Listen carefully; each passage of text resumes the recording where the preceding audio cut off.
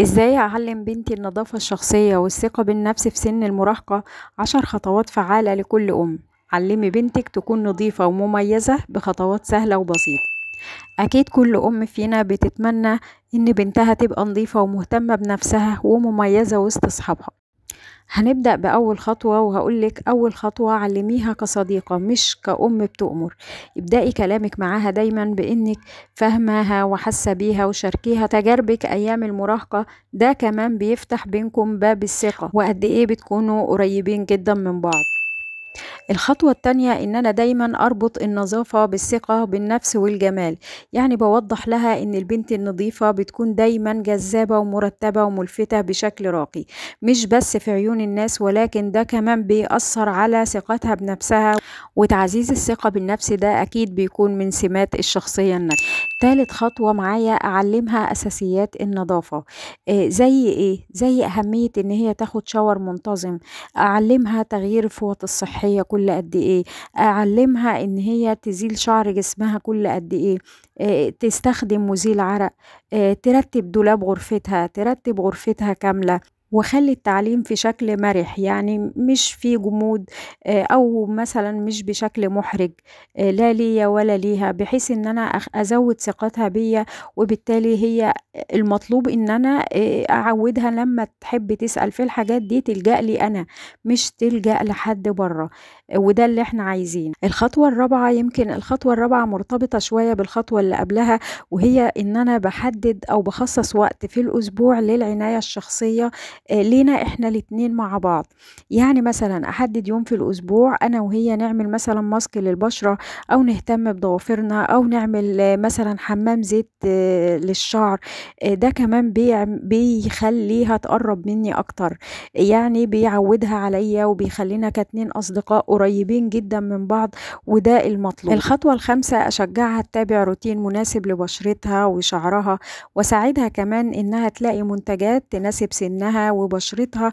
وأفهمها طبعا إن اللي ينفع معايا ما ينفعش مع غيري. وطبعا أفهمها أهمية تغيير الملابس الداخلية يوميا.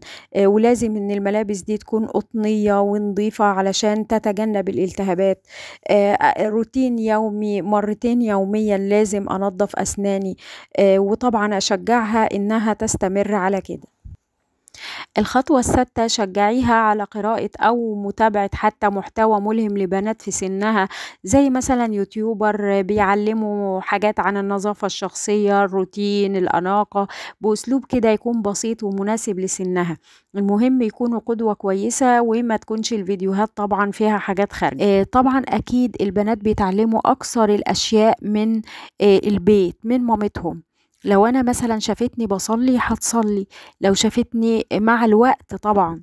يعني لو ما عملتش ده من الاول هتعمل هتشوف مامتها، هتشوف القدوة بتاعتها. ماما كانت بتعمل كذا. هتشوفني مثلا بهتم بشعري هتهتم بشعرها، بتشوفني بهتم بمظهري هتهتم بمظهرها. يعني دايما اكون حاطه في اعتباري ان انا يعني عليت صوتي هتعلي صوتها.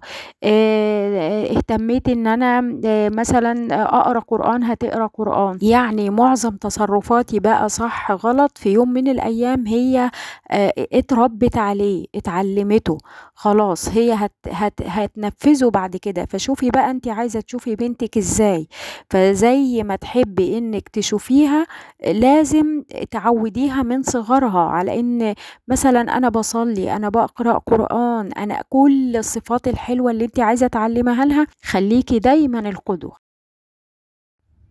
الخطوة التامنة إن أنا أصاحبها وأدعمها.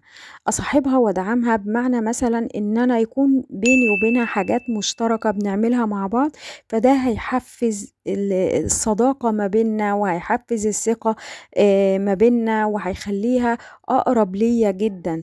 ممكن مثلا نتشارك في رياضة مثلا معينة، أروح أنا وهي النادي مثلا في يوم. ممكن نتشارك في قراءة مثلا قصة معينة، نتشارك حتى في قراءة القرآن. ممكن مثلا نخرج مع بعض نتفسح. نخرج مع بعض مثلا نهتم بشعرنا مثلا، نقص شعرنا مثلا في الكوافير. يعني لازم يكون في بيني وبينها كده حاجات مشتركة، بحيث ان احنا نتعامل كأصدقاء. وكمان منساش ان انا انمي مهاراتها، يعني مثلا لو هي مهتمة برياضة معينة، لو هي مثلا مهتمة بالشعر مثلا، مهتمة بالقراءة، اي مهارة هي بتفضلها لازم ادعمها واساعدها انها تتفوق فيها بجانب دراستها طبعا. الخطوة التاسعة سيبيلها مساحة تجرب وتغلط، ما تتدخليش في كل حاجة، يعني سيبيها مثلا تتحمل المسؤولية، مسؤولية أي حاجة بقى، مثلا مسؤولية نظافتها الشخصية، مسؤولية ترتيب وتنظيم غرفتها، مظهرها، مذاكرتها. لو غلطت بقى في الحالة دي هنساعدها أو هنتدخل ونعلمها طبعا، وده من غير توبيخ، نوجه، يعني دورنا بيكون دور توجيهي، بس لازم في معظم الأحيان أسيب لها مساحة، يعني أسيبها تجرب علشان عمرها ما هتتعلم غير لو جربت بنفسها. الخطوة العاشرة والأخيرة هي إني أمدح أي تقدم هي بتعمله، لو اهتمت مثلا بشعرها، أو اهتمت إنها ترتب غرفتها وتنظم ملابسها، أو مثلا اهتمت بمذاكرتها، دايما أمدح أي تغيير إيجابي هي بتعمله. أقول لها مثلا لاحظت إنك بتتغيري وده عاجبني جدا، أو ممكن مثلا إن أنا أكافئها مكافأة مادية، او اكافئها مثلا ان انا اخرجها، او اشتري لها مثلا ملابس او حاجة هي كان نفسها فيها، بحيث ان هي تحس ان اي تقدم او اي خطوة جديدة هي عملتها صح، ان في مكافأة، حتى لو ما كانتش مكافأة مادية، حتى لو بكلمة، هي كده انا شجعتها، وهي بدل الخطوة الصح هيبقوا خطوات كتير. وفي نهاية الفيديو أحب أقولك علمي بنتك تحب نفسها، تحب شكلها، ثقافتها، لأنها لو حبت نفسها هتكون مميزة من جوه ومن بره. وافتكري إن كل حاجة بتيجي بالصبر وبالحب وبالهدوء، وكمان التغيير مش بيجي في يوم وليلة، لكن لما تحسي إن بنتك بدأت تهتم هنا بنفسها بقى اعرفي إنك مشيتي نص المشوار.